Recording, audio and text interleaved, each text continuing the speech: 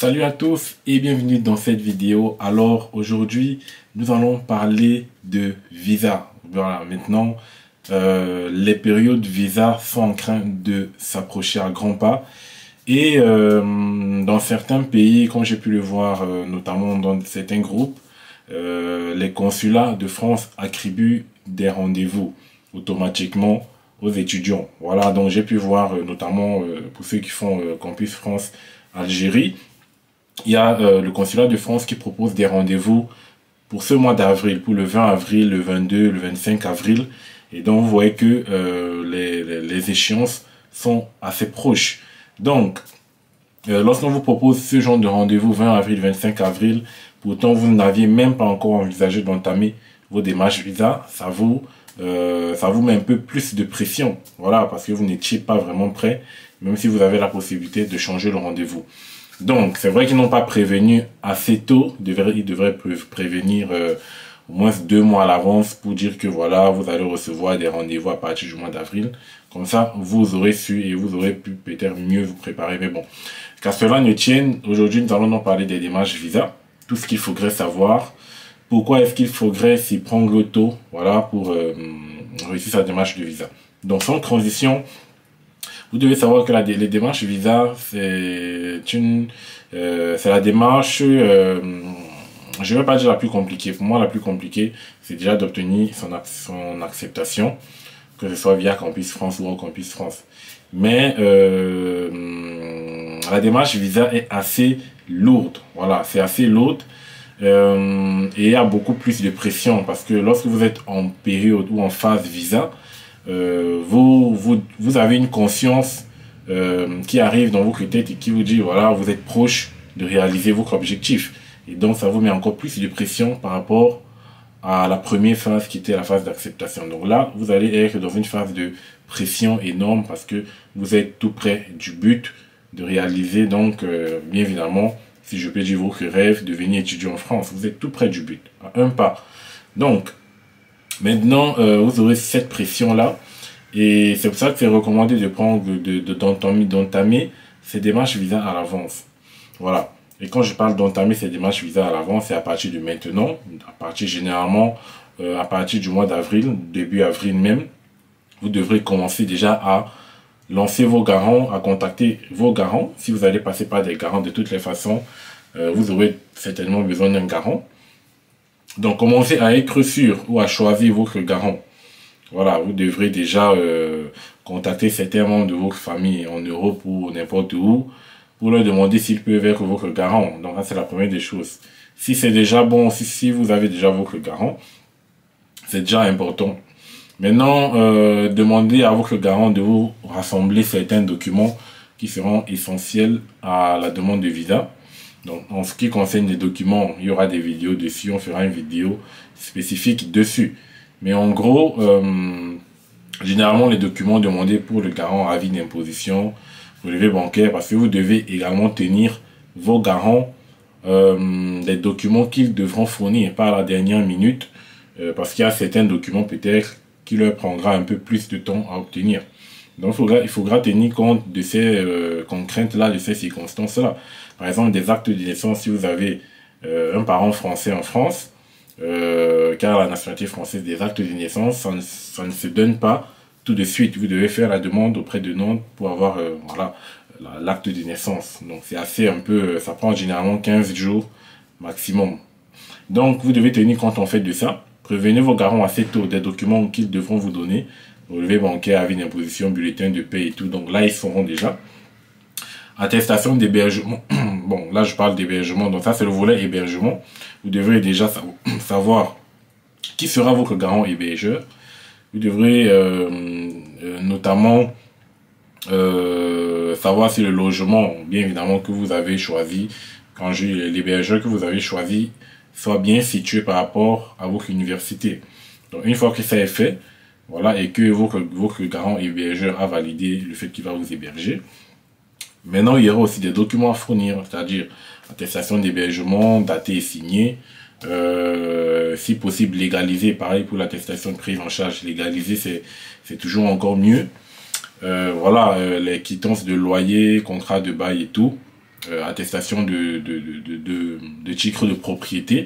Donc ces différents documents-là, vos garants et vos hébergeurs doivent être au courant pour ne pas les précipiter. Voilà, il y a certains documents que peut-être ne vont pas avoir en leur possession et qu'il leur faudra faire une demande. Voilà. Et donc, pour moi, ça c'est la première étape de prévenir ses garants et ses hébergeurs parce que ça sera en fait la partie de votre dossier qui sera la plus conséquente. Voilà.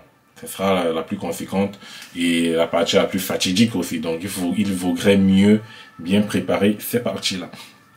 Donc maintenant, garant hébergeur, si vous les avez déjà prévenus et si vous passez, vous devez faire un AVI et tout, bon, vous vous assurez que vous avez déjà les fonds. Donc à partir de maintenant, vous devez réfléchir. Donc, est-ce que vous avez les fonds nécessaires pour constituer votre AVI?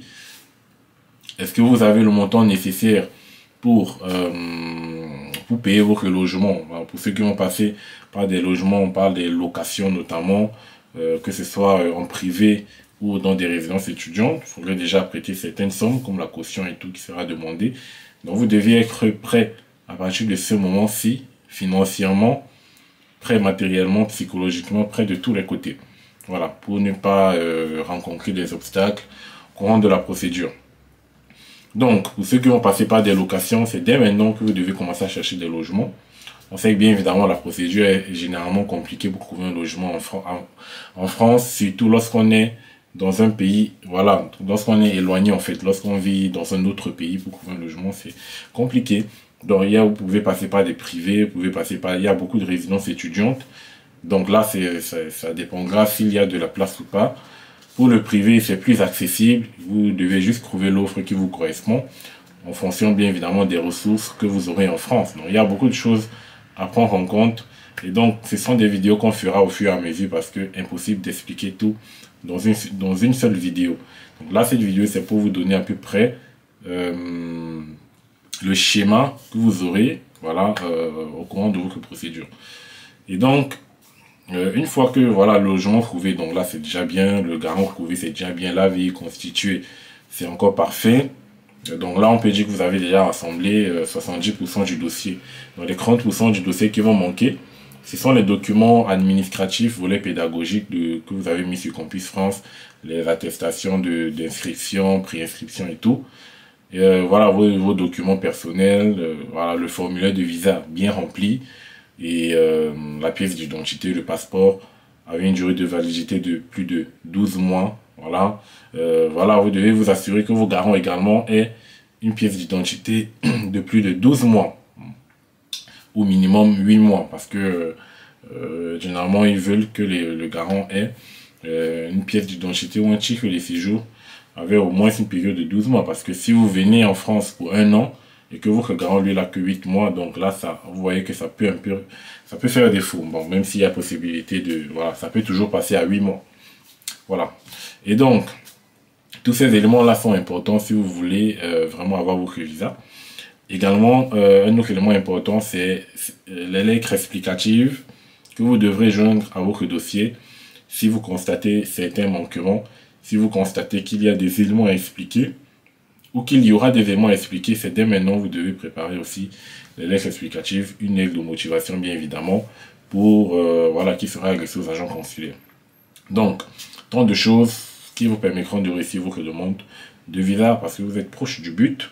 Vous êtes proche du but. C'est une étape voilà, avec qui va beaucoup bouillonner, si je peux dire, qui va vous donner beaucoup de sentiments. Et on espère que ça sera finalement positif. Donc, j'espère que cette vidéo vous aura donné quelques éléments qui vous permettront de bien préparer cette démarche visa là. C'est dès maintenant. Et n'oubliez pas de prendre votre rendez-vous visa voilà, assez tôt aussi, parce que vous avez vu les demandes de visa en Algérie commencent à partir du 20 avril, donc ça commence très très tôt cette année, bon je ne sais pas pourquoi. Généralement c'est à partir du mois de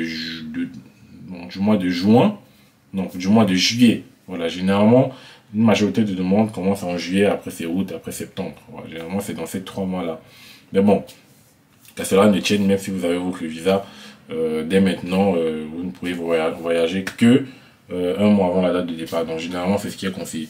Donc prenez votre temps, ne vous bousculez pas et faites vos démarches tranquillement. Voilà. Commencez à réfléchir sur comment vous devez faire voilà, pour rassembler tous les documents qu'il faudra. Et donc c'était tout pour cette vidéo. J'espère qu'elle vous a un peu aidé. Des questions, n'hésitez pas à mettre en commentaire et n'oubliez surtout pas de vous abonner et d'activer la cloche de notification pour ne pas rater les autres prochaines vidéos qui seront importantes pour vous et pour votre procédure. Voilà, donc je vous souhaite bonne chance et bonne chance aussi à ceux qui n'ont pas encore eu d'acceptation. Ça viendra au fur et à mesure. Voilà, allez, ciao.